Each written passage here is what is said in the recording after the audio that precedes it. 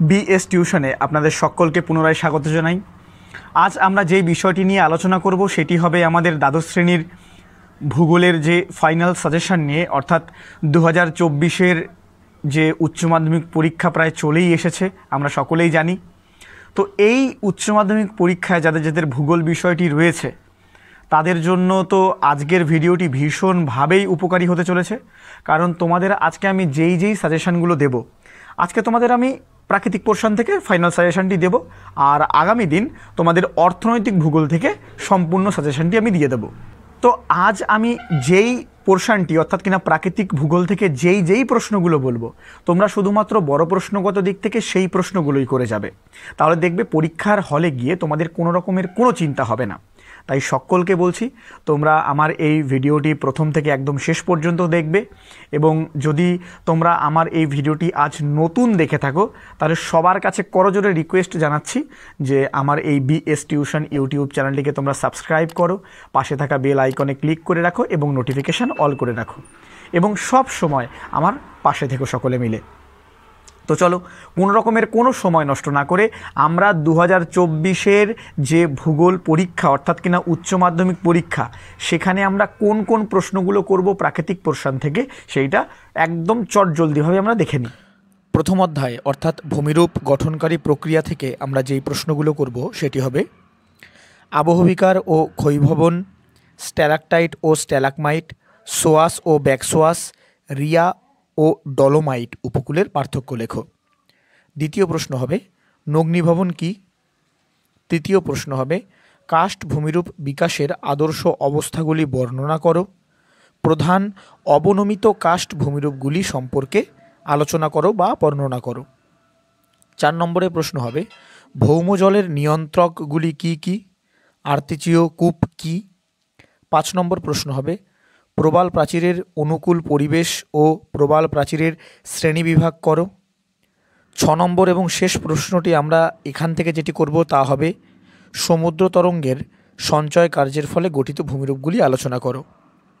ক্ষয়চক্র গঠন ও প্রক্রিয়া নামক অধ্যায় থেকে আমরা যেই প্রশ্নগুলি করব তা হবে ডেভিসের স্বাভাবিক ক্ষয়চক্রের সম্পর্কে আলোচনা করো।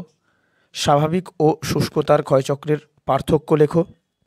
স্বাভাবিক ক্ষয়চক্রের বার্ধক্য পর্যায়ে প্লাবনভূমিতে অশ্বক্ষুরাকৃতি হ্রদ গড়ে ওঠে কেন।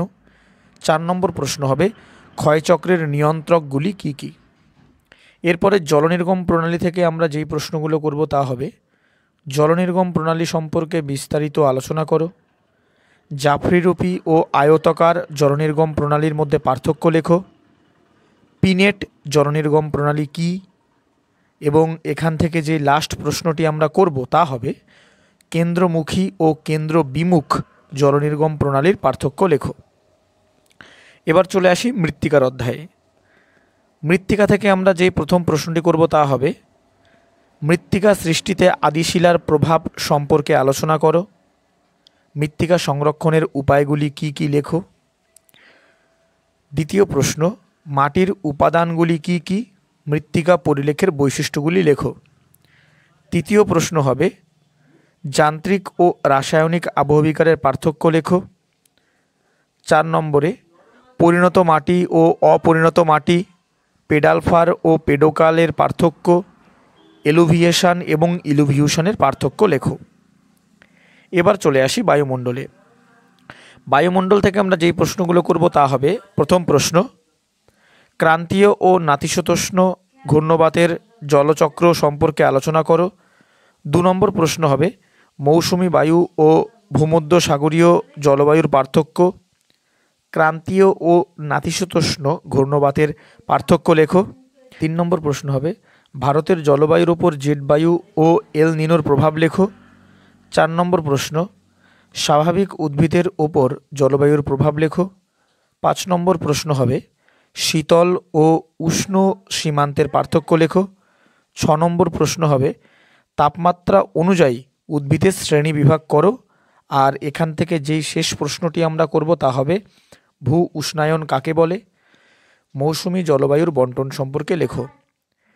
এরপরে জীববৈচিত্র্য থেকে আমরা যেই প্রশ্নগুলো করব তা হবে জীববৈচিত্র্য কাকে বলে, জীববৈচিত্র্য অবক্ষয়ের কারণগুলি লেখো, জীববৈচিত্র্য সংরক্ষণের কৌশলগুলি লেখো। 2 নম্বর প্রশ্ন, ইনভিট্রো সংরক্ষণ কাকে বলে? এবং এখান থেকে যেই শেষ প্রশ্নটি করব, ইন সিটু সংরক্ষণ এবং এক্স সিটু সংরক্ষণের পার্থক্য লেখো। আর প্রাকৃতিক বিপদ ও বিপর্যয় নামক যে চ্যাপ্টারটি রয়েছে, এখান থেকে আমরা যে একটি মাত্র প্রশ্ন করব তা হবে প্রধান প্রধান প্রাকৃতিক বিপর্যয়ের কারণ, ফলাফল ও প্রশমনের কৌশলগুলি লেখো। আমরা শুধুমাত্র এই সামান্য কিছু প্রশ্ন করব। যেহেতু ভূগোলের চ্যাপ্টারগুলো বহু বড় বড়, কিন্তু তা সত্ত্বেও তোমাদের যতটা সম্ভব কমিয়ে তোমাদের সাজেশন করা যায় আমি সেটা করেছি। এখান থেকেই তোমরা সম্পূর্ণ কমন পাবে, এতটুকু আমি আশাবাদী। আশা করি তোমরা সকলেই এই প্রশ্নগুলো খাতায় খুব ভালো রকমভাবে লিখে নিয়েছো, কারণ এই প্রশ্নগুলোই তোমাদের বড় প্রশ্নগত দিক থেকে পরীক্ষায় আসতে চলেছে। তাই তোমরা সকলে দারুণভাবে তোমরা প্রিপেয়ার করো।